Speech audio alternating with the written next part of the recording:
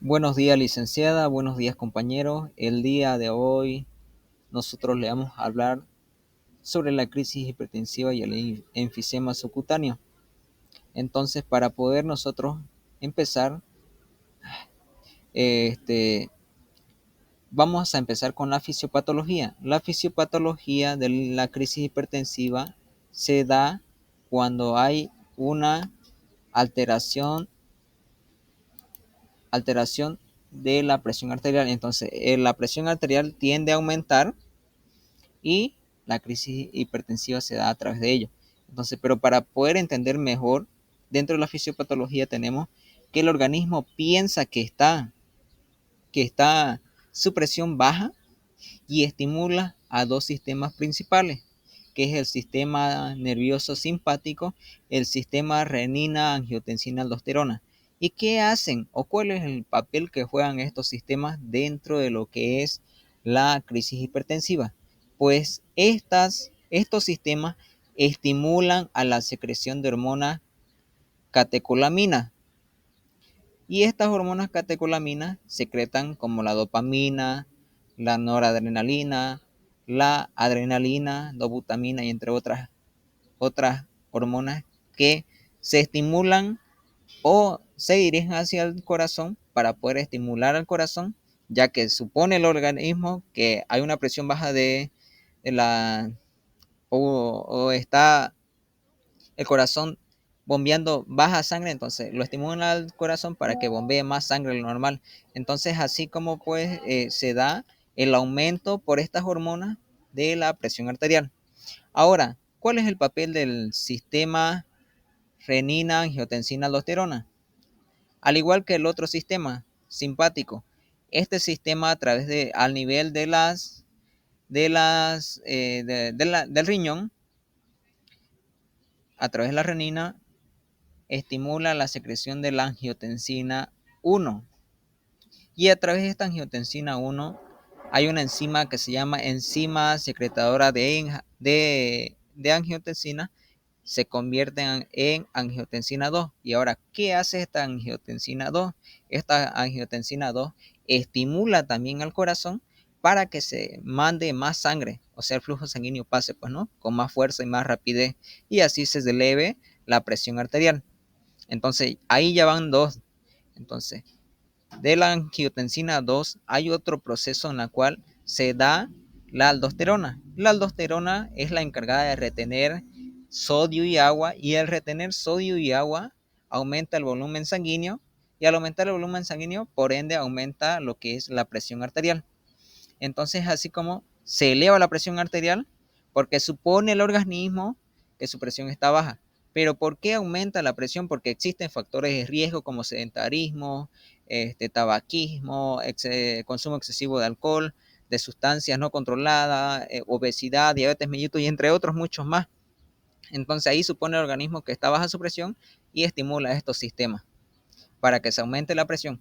Ahora, hay algo importante dentro de la fisiopatología, que como el organismo piensa que su presión está baja y estimula estos dos sistemas que ya hemos mencionado, también tiene un sistema de compensación, que es la hormona secretada por las células endoteliales o las paredes endoteliales de los vasos sanguíneos y las células del sistema inmunológico. ¿Y qué secretan estas dos células? Secretan el óxido nítrico. El óxido nítrico ayuda a la vasodilatación, porque cuando hay una presión arterial alta, hay una vasoconstricción. ¿Eso qué quiere decir? Que de estar dilatado el corazón, bombeando sangre de forma normal, en la vasoconstricción hace que el flujo sanguíneo, de pasar de forma normal, pasa con más rapidez, ya que hay la vasoconstricción de la pared arterial, y eso hace que la sangre choque con las paredes arteriales y así se eleve la presión arterial, pues, ¿no? Ahora, este óxido nítrico hace que las paredes arteriales se vasodilaten, o sea, se abran, se expandan para que el flujo sanguíneo pueda pasar de forma normal y así se baje la presión arterial. Es así que nosotros comprendemos la fisiopatología de una crisis hipertensiva. ¿Qué es lo que se da? Pues no, porque también en una crisis hipertensiva, cuando la presión está elevada, el sistema de compensación del organismo no puede controlarlo, solamente por eso que se administran medicamentos, que más adelante lo vamos a poder hablar. Ahora es bien importante conocer las causas por las cuales se dan la crisis hipertensiva. La crisis hipertensiva se da en pacientes cuya hipertensión haya sido mal controlada, en pacientes que todavía no han sido diagnosticados por hipertensión, en pacientes que han rompido abruptamente su tratamiento terapéutico, y como otros pacientes susceptibles a que le dé una crisis hipertensiva. Dentro de ella tenemos a lo que es encefalopatía cardíaca, accidente cerebrovascular, síndrome coronario agudo, edema agudo de pulmón, aneurismo disecante de la aorta, eclampsia, insuficiencia renal aguda, insuficiencia cardíaca también aguda. Entonces, en estos tipos de pacientitos tienen riesgo a que le dé una crisis hipertensiva. Ahora, para conocer los datos objetivos y subjetivos, debemos de saber que en un paciente con crisis hipertensiva, como datos objetivos tenemos lo que es epitaxis. ¿Qué es esto? El sangrado de la nariz. Ahora también hay una convulsión, hay unas disnea, dificultad para respirar, una presión arterial alta. Y dentro, como no está llegando suficiente oxígeno a los demás organismos, hay un daño pues no al sistema, en el sistema neurológico, y esto hace que haya una cefalea intensa, visión borrosa, haya una confusión, una ansiedad, una fatiga, dolor en el pecho, náuseas y vómitos. Entonces, así como se presentan los signos y síntomas en un paciente con crisis hipertensiva. Ahora también es bien importante en el tratamiento farmacológico, en el tratamiento no farmacológico. Empezamos nosotros por lo no farmacológico, que debemos de controlar. Debe haber una monitorización cada 5 o 15 minutos del paciente con una crisis hipertensiva. Muy aparte de eso, se debe de aplicar técnicas de relajación. ¿Eso qué quiere decir? Que yo tengo que estimular al paciente para que el paciente que está ansioso porque está con la presión arterial alta, debemos estimular para que esa ansiedad pueda disminuir, pues, ¿no? Entonces también debemos de colocar en una posición adecuada, sea fogle, semifogle al paciente, para así poder mejorar su expansión pulmonar y pueda respirar de forma adecuada, ya que se presenta una disnea. Entonces también tenemos que evitar estímulos estresantes, educación en su estilo de vida, evitar los factores de riesgo, y una aromaterapia que ayuda a que el paciente pueda disminuir su presión arterial a través de los olores. Ahora, dentro del tratamiento farmacológico tenemos dos, porque en una crisis hipertensiva hay dos tipos. Hay dos tipos de crisis hipertensiva. Hay urgencia y emergencia. Y dentro de la urgencia se debe de atender en un periodo de 24 a 48 horas. Entonces, en ese periodo se debe atender por un tratamiento farmacológico que mayormente se ve en medicamentos por vía oral, como también en medicamentos por vía endovenosa, pero mayormente en medicamentos por vía oral. Entonces, dentro de la urgencia tenemos lo que es los fármacos beta bloqueadores, y estos beta bloqueadores a nivel del sistema simpático inhibe la activación a la activación de los adrenoreceptores alfa y beta. Entonces, estos adrenoreceptores hacen que se estimula la presión arterial pues alta, ¿no? A que se eleve. Entonces, estos beta bloqueadores, esa es su función, bloquear la acción de estos adrenoreceptores, y así disminuir la presión arterial. Entonces también tenemos a los medicamentos vasodilatadores. Estos vasodilatadores, como lo dice su nombre, vasodilatan la pared arterial por donde pasa el flujo sanguíneo, porque hay una vasoconstricción, y estos van a dilatar, pero van a hacer que se expanda y pueda pasar de forma continua el flujo sanguíneo, y así se disminuye la presión arterial. Entonces, eso es dentro de lo que es la urgencia hipertensiva. Ahora, es bien importante destacar y decir que dentro de la emergencia hipertensiva se debe de hacer y de actuar de forma inmediata, porque si no se actúa de forma inmediata, podemos llegar a una complicación grave con el paciente, como la muerte. Entonces, dentro de la emergencia hipertensiva tenemos medicamentos beta bloqueadores, que ya lo he dicho también, lo he explicado. Tenemos a los vasodilatadores, que son dos medicamentos bien importantes que se utilizan en una emergencia hipertensiva. Ahora, hay dos medicamentos bien importantes ahí, lo que es la nitroglicerina y la betalol, que son medicamentos que se utilizan en una crisis hipertensiva en elevación de la presión arterial. Entonces, también debemos de comprobar para el flujo sanguíneo, disminuya o haya alguna alteración del flujo sanguíneo, se hacen pruebas diagnósticas, resultados de laboratorio.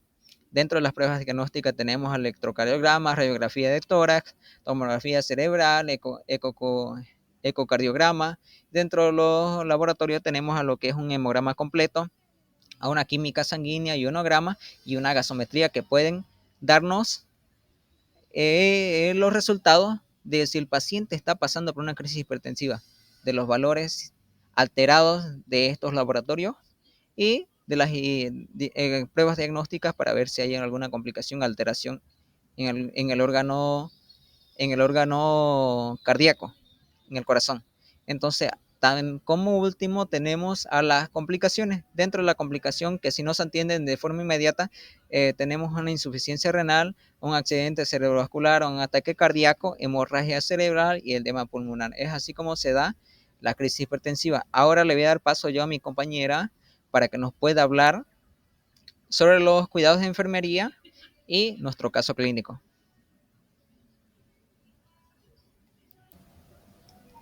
Buenos días, licenciada. Continuando con la exposición, yo voy a explicar sobre los cuidados de enfermería. Ya. Vamos a empezar primeramente con la monitorización frecuente de los signos vitales. En una crisis hipertensiva es importante controlar la tensión arterial cada 5, 15 y 30 minutos de acuerdo a la evolución del paciente, ya que esto nos va a permitir detectar variaciones abruptas que pueden conducir a complicaciones en accidentes cerebrovascular, infarto de miocardio y entre otras complicaciones que ya se había mencionado. La toma, la presión arterial con la técnica correcta. Debemos asegurarnos con la adecuada colocación del manguito del esfigmomagnómetro, ya que esto nos va a permitir a tomar una muestra correcta y nos va a evitar lo que son las toma de muestras de la tensión arterial falsa o errónea. También es importante el reposo absoluto del paciente. La actividad física estimula el sistema nervioso simpático, lo que puede elevar aún más la presión arterial. Por eso es importante el reposo, que reduce el gasto cardíaco y la vasoconstricción.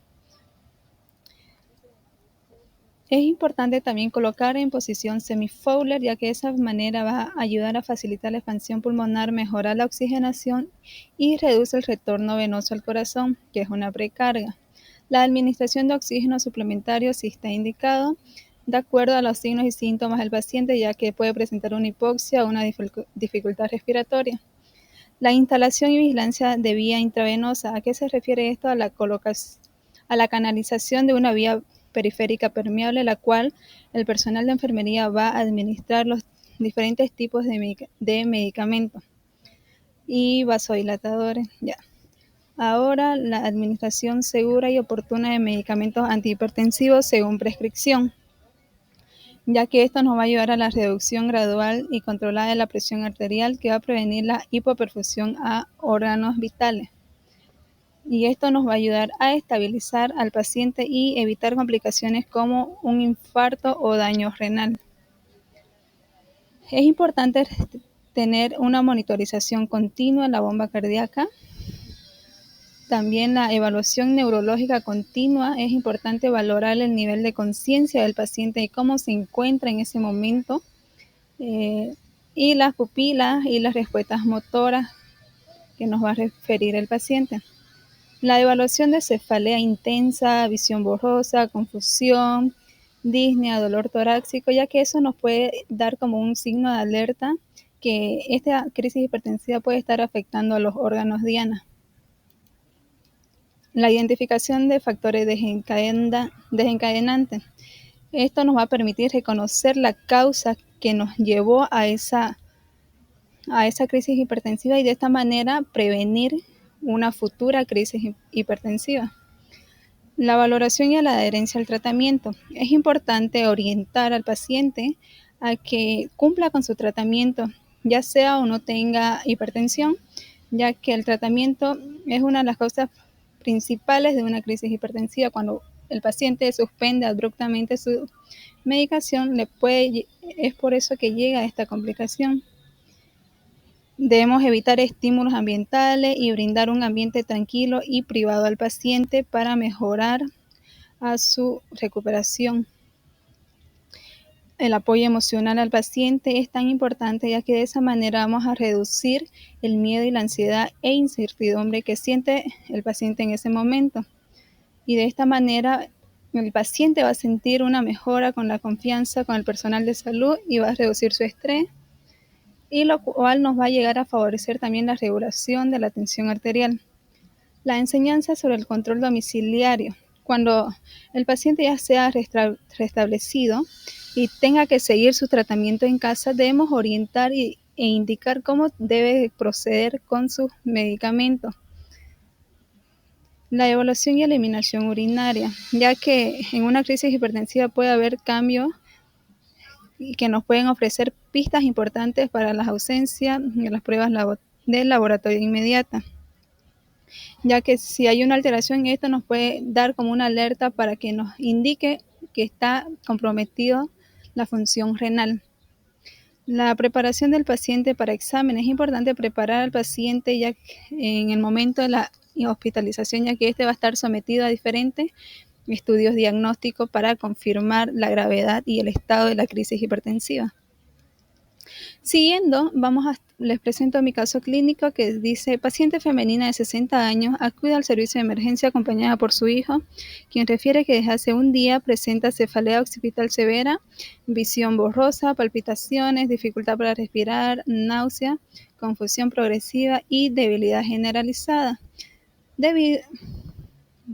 Informa que fue diagnosticada con hipertensión arterial hace 8 años, pero suspendió su tratamiento antihipertensivo hace 3 días debido a faltas de recurso económico. No acude regularmente a sus controles médicos. Al examen físico se encuentra consciente, pero desorientada, con facies dolorosas, diaforesis, palidez, disnea, y a la toma de los signos vitales refirió una tensión arterial de 224/126 miligramos de mercurio, una frecuencia cardíaca de 106 latidos por minuto, una frecuencia respiratoria de 26 respiraciones por minuto, la saturación de oxígeno de 92% y una temperatura de 37,4 grados centígrados.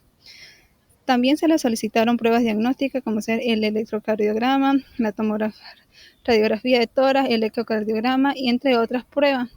Y a las pruebas de laboratorio cuyos resultados reflejan valores alterados en la química sanguínea, dando una creatinina de 2,5 miligramos sobre decilitro, urea de 48 miligramos sobre decilitro, una glucemia de 92 miligramos sobre decilitro, que esto está dentro de lo normal. La gasometría arterial en un pH 7,33 y tenemos la presión parcial de oxígeno es 68 miligramos de mercurio y con una presión parcial de dióxido de carbono de 35 miligramos de mercurio y bicarbonato 19 miliequivalentes sobre el litro. Acá ya seleccionamos nuestros datos objetivos y subjetivos. Los objetivos son conscientes, orientados, diaforesis, palidez, disnea, todo lo que nos refirió el paciente en nuestro caso. Hemos tomado como diagnóstico NANDA riesgo de perfusión tisular periférica ineficaz relacionado con autogestión ineficaz de la salud. Y como resultado no obtenemos en la etiqueta perfusión tisular cardíaca. En nuestros indicadores tenemos la presión arterial sistólica, que se encuentra en desviación grave del rango normal, presión arterial diastólica, que está en también desviación grave del rango normal, la ansiedad, la disnea y náusea. Como intervenciones tenemos, la primera intervención es la regulación hemodinámica. Como actividades tenemos administrar fármacos vasodilatadores y vasoconstrictores si es preciso, monitorizar los niveles de electrolitos, monitorizar y registrar la presión arterial, la frecuencia y el ritmo cardíaco y los pulsos periféricos, monitorizar los efectos de la medicación, elevar la cabecera según corresponda, en este caso la posición semifowler, determinar el estado de la perfusión, si el paciente está frío, tibio o caliente. Como segunda intervención tenemos manejo de la hipertensión, que tenemos como actividades monitorizar los signos vitales y análisis de sangre para identificar precozmente complicaciones. Como segundo, instruir a los pacientes de riesgo que se realicen exámenes de salud preventiva regulares, incluyendo electrocardiograma, ecocardiograma, electrodos, análisis de orina según indique. Como tercero, tenemos instruir al paciente y a su familia para que asuman un papel activo en el manejo del proceso de la enfermedad, de hábitos saludables, reducir la ingesta de sodio, etc. Como cuarto punto, instruir al paciente y a su familia sobre el uso y las indicaciones de los medicamentos. Como quinto, instruir al paciente para que reconozca y evite situaciones que pueden causar aumento de la presión arterial, como ser el estrés o interrupción repentina del tratamiento farmacológico. Como sexto, tenemos que evaluar los factores de riesgo asociados y contribuyentes. Y como evaluación, se logra regular el estadio hemodinámico de la desviación grave del rango normal 1 a desviación leve del rango normal, con las actividades de enfermería realizadas de forma inmediata. Con este paso vamos a dar paso a la siguiente patología. Siguiendo con la exposición, vamos a presentar la siguiente patología, lo que es el enfisema subcutáneo. ¿Qué es el enfisema subcutáneo? Es una condición ocasionada por la penetración o la presencia de aire en los tejidos subcutáneos, o sea, debajo de la piel. Generalmente el aire lo que proviene es de la cavidad torácica y como se puede notar o observar, es mayormente se nota lo que es la presencia de aire, lo que es en el cuello, en el tórax y en la cara en algunas ocasiones. Etiología del enfisema subcutáneo. Esto puede ser, la etiología son las causas. La causa más principal o más común que puede en esta patología es lo que es el neumotórax. El neumotórax, y luego está los traumas por armadura blanca o otras. Y también está la ruptura y rasgadura de las vías aéreas, como sería el esófago. Y también puede ser los procedimientos médicos en donde se introduce sondas dentro del cuerpo, y eso puede ser una de las causas de lo que puede ser de lo que es el enfisema subcutáneo. Y esto, ¿cómo pasa, digamos, no? Entonces, es cuando, en el caso del neumotórax, como es el más común, la causa más común, lo que sucede es cuando hay mucho aire en lo que es la cavidad pleural torácica, se pasa lo que es a los tejidos subcutáneos, porque ya no, como el neumotórax es la presencia de aire en el tórax, entonces la cavidad, por eso es que se va hacia los tejidos y mayormente lo que es más cerca de lo que es el cuello. Aquí observamos en la imagen, en un examen de imagen, aquí podemos observar, ¿no?, la presencia, y son como unas crepitaciones que se puede escuchar al tocarlo. Al poder tocarlo, ahí se escuchan como unas crepitaciones, ruido. En datos objetivos tenemos lo que es la disnea, edema en el cuello, dolor torácico y ruidos pulmonares como la sibilancia y la pérdida de peso. En datos subjetivos tenemos lo que es la dificultad para respirar, dificultad para tragar, lo que es la disfagia, y dolor de garganta. También tenemos lo que es el dolor del cuello y opresión torácica, lo que el paciente llega a referir. Bueno, continuando con la exposición, Voy a explicar sobre el tratamiento farmacológico. En el tratamiento farmacológico se pueden usar distintos medicamentos, no hay uno en específico. En este caso, todos tratarán según la causa subyacente que muestre la patología. En este caso, si es que está inflamado, tendría que usarse un antiinflamatorio. Si es que hay infección, un antibiótico y broncodilatadores para liberar las vías respiratorias y esteroides inhalables. Este medicamento es para usar en personas que sufren de asma. Después, al tratamiento no farmacológico, se encuentra el drenaje aspirativo, la terapia de presión negativa, los masajes y terapia expectante. En los masajes, lo que se hace es masajear en la parte en que se encuentra ubicada la presencia de aire, y esto nos puede ayudar a movilizar el aire de los tejidos, reduciendo así la presión y facilitando la eliminación del aire atrapado a través de los masajes. En el drenaje es la técnica que se ocupa para extraer el aire que se aspira de los tejidos, el aire de los tejidos, reduciendo así la presión y facilitando la eliminación del aire. En las pruebas de laboratorio tenemos el análisis de sangre, gasometría arterial, que estos no son,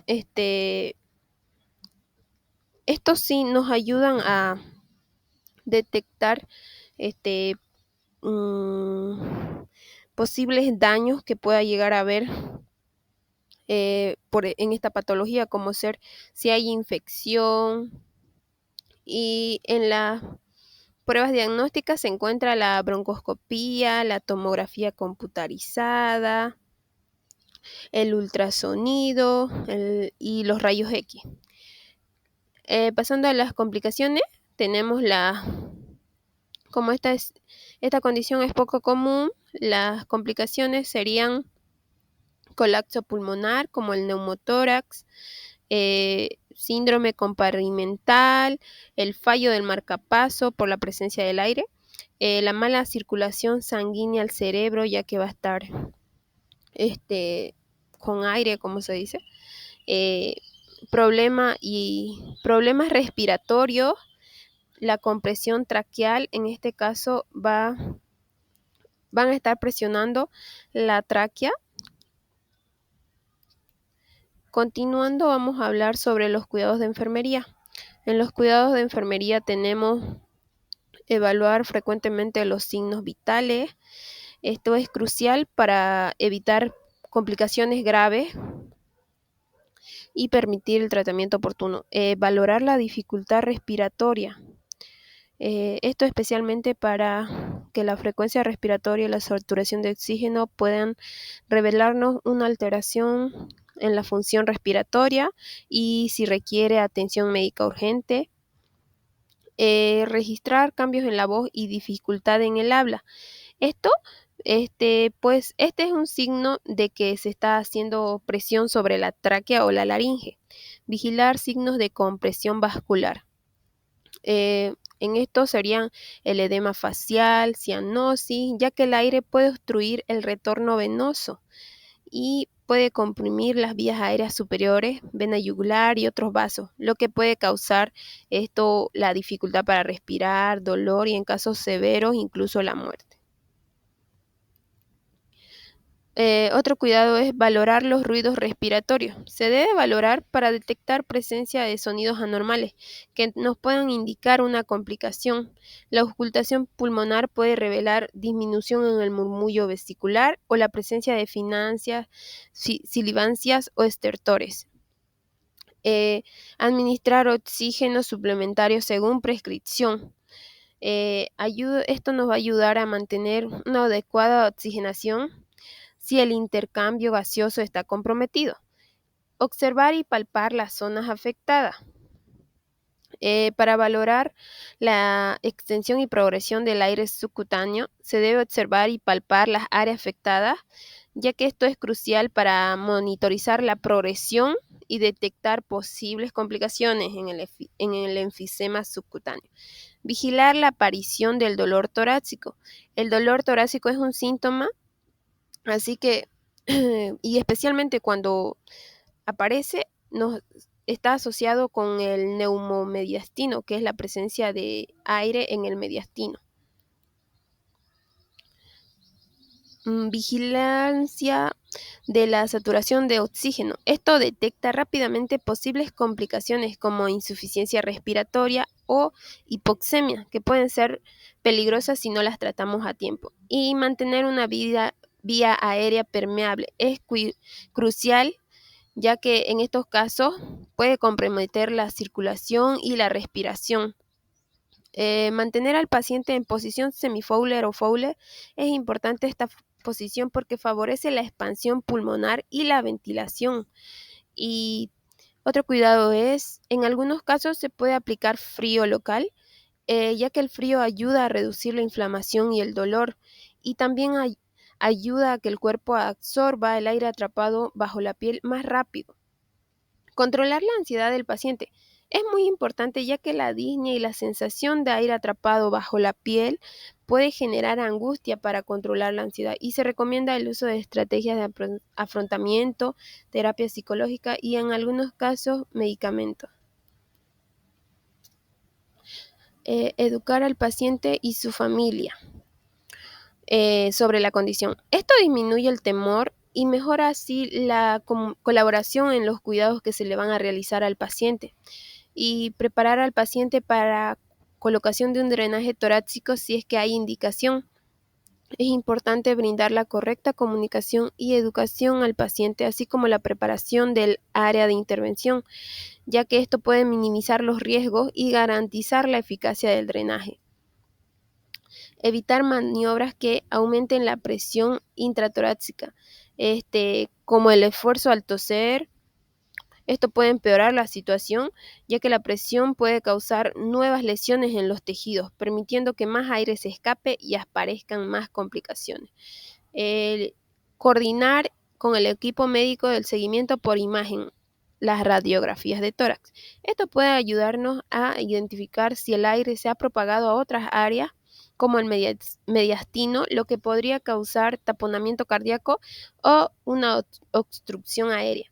Y también nos ayudan a evaluar la necesidad de drenaje o de cirugía. Caso clínico: enfisema subcutáneo. Paciente masculino de 50 años llega a urgencias tras haber sufrido una caída desde una escalera. Refiere dolor torácico en el lado derecho, una escala de 6 a 10, y dificultad leve para respirar. Signos vitales: frecuencia cardíaca 104 latidos por minuto, saturación 91%, presión arterial de 125/82 miligramos de mercurio, temperatura 36.7 centígrados. Al examen físico se observa crepitación al tacto en la región del cuello y parte superior del tórax, lo que sugiere enfisema subcutáneo. El paciente menciona sentir una sensación de aire bajo la piel y opresión torácica. Presenta frecuencia respiratoria 26 respiraciones por minuto y una leve cianosis. La radiografía de tórax confirma la presencia de neumotórax derecho, identificado como la causa principal del enfisema subcutáneo. Se realiza descompresión torácica con colocación de tubo de drenaje con buena evolución inicial del paciente. En datos objetivos tenemos lo que es la disnea, dolor torácico, cianosis y los signos vitales, crepitación al tacto, cuello, parte superior del tórax. Datos subjetivos: sensación de aire bajo la piel, opresión torácica. Datos actuales: neumotórax derecho y el tubo de drenaje. Datos antecedentes: caída de una escalera. Nuestro diagnóstico enfermero Nanda es lo que está en el dominio 4, actividad y reposo. Clase 4, respuestas cardiovasculares pulmonares. Nuestra formulación de diagnóstico es lo que es patrón respiratorio ineficaz relacionado con dolor manifestado por disnea y cianosis. Tipo de diagnóstico enfocado en el problema. Resultados: no obtenemos lo que es dominio 2, salud fisiológica. Clase E, cardiopulmonar. código 0415, etiqueta resultado función respiratoria. En los indicadores tenemos lo que es frecuencia respiratoria, ritmo respiratorio, uso de músculos accesorios, cianosis, disnea.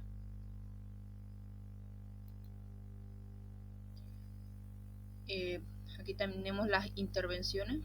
Tenemos dos intervenciones para nuestro diagnóstico. Como dominio 2, fisiológico complejo, clase K, manejo respiratorio.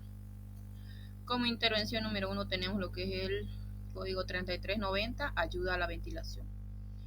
Y entre las actividades tenemos lo que es mantener una vía aérea permeable. 2, colocar al paciente de forma que se alivie la disnea. 3, ayudar en los frecuentes cambios de posición según corresponda. 4, fomentar una respiración lenta y profunda. Cambios posturales. 5, observar si hay fatiga muscular respiratoria.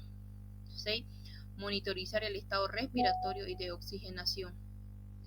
7, administrar medicamentos broncodilatadores, inhaladores que favorezcan la permeabilidad de las vías aéreas y el intercambio de gases. Como intervención 2 tenemos lo que es el código 3350, monitorización respiratoria. En las actividades tenemos 6 actividades. 1, monitorizar la frecuencia, el ritmo, la profundidad y el esfuerzo de las respiraciones. 2, evaluar el movimiento torácico, observando la simetría, la utilización de los músculos accesorios y las retracciones de músculos intercostales y supraclaviculares. 3, monitorizar si hay fatiga muscular diafragmática, movimiento paradójico.